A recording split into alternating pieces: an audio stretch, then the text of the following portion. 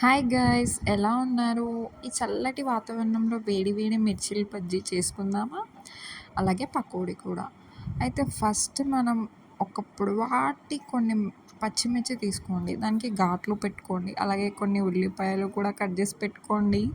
Next శనగపిండిలో వాము, ఉప్పు, అలాగే సోడా వేసుకొని తడుపుకొని ఈ పొడవాటి మిర్చిని వేసి మెల్లగా నూనెలో వేయించండి. జాగ్రత్తగా వేయండి కొంచెం, ఓకేనా? ఇలా నూనెలో వేసిన తర్వాత ఒక 4-5 మినిట్స్ బాగా వేయించండి. మనకు అలా వేయిస్తుంటే నూనె పైకి తెలుతుంది చూడండి, ఎంత టేస్టీగా టెంప్టింగ్గా అనిపిస్తుంది కదా.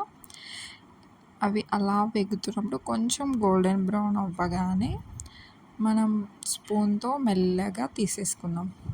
జాగ్రత్తగా తీసేసుకోండి కొంచెం, ఓకేనా?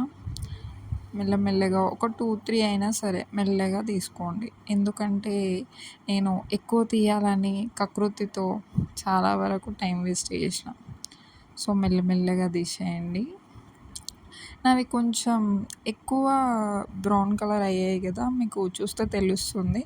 బట్ ఏం కాదు, కొన్ని మంచిగానే అయినాయి. లాస్ట్లో ఇట్లా అయిపోయినాయి, ఏం చేస్తాం. ఇప్పుడు లాస్ట్లో మనకు పిండి కొంచెం మిగులుతుంది కదా, మనం మిర్చి బజ్జీ అయిపోయిన తర్వాత వాటిని ఏం చేస్తాం, మనం ముందు కట్ చేసి పెట్టుకున్న మిర్చి, ఆనియన్ ఉన్నాయి కదా, అవి బాగా కలుపుకొని, కావాలంటే మీరు కొంచెం టేస్ట్ తగ్గుతుందంటే మీరు మిరపకాయలు అలాగే ఆనియన్స్తో పాటు కొంచెం మిరప పొడి కూడా వేసుకోండి. మిరప పొడి అలాగే ఉప్పు కూడా వేసుకొని తడుపుకోండి. ఆ తడుపుకున్న మిశ్రమం నుంచి పకోడీలాగా చిన్న చిన్నగా వేసుకోండి. యాక్చువల్గా పకోడీ లాగానే వేసాను, బట్ అవి కొంచెం పునుగులు బోండాలో టైప్ అయిపోయినాయి.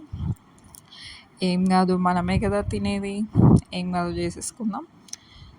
అవి అలా వేసిన తర్వాత కొంచెం గోల్డెన్ బ్రౌన్ అవుతుంటాయి. మనం రివర్స్లో ఫ్లిప్ చేయండి, ఏం కాదు. ఫ్లిప్ చేసిన తర్వాత ఒక 2-3 టైమ్స్ కలిపేసుకోండి. కలిపేసుకున్న తర్వాత మెల్లగా తీసి మనం ఒక ప్లేట్లో వేసేసుకుందాం. ఇవి కూడా కొన్ని కొన్ని జాగ్రత్తగా తీసుకోండి. ఎక్కువ ఎక్కువ తీయడానికి వెళ్తే అవి దాంట్లోనే పడిపోయి నూనె మన పైన పడుతుంది, ఓకేనా? మెల్లగా తీసేసుకోండి. తీసేసుకున్న తర్వాత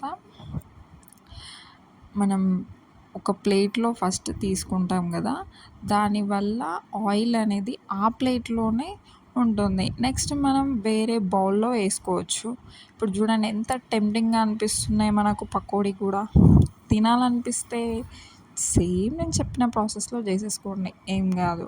అది కూడా ఈ వర్షాకాలంలో చల్లటి వాతావరణంలో వేడి వేడి మిర్చి బజ్జీ ఎట్లా ఉంటుందో ఊహించుకోండి, ఓకేనా? ఒక్కసారి ట్రై చేయి, కామెంట్ చేసేయండి నాకు, ఓకేనా?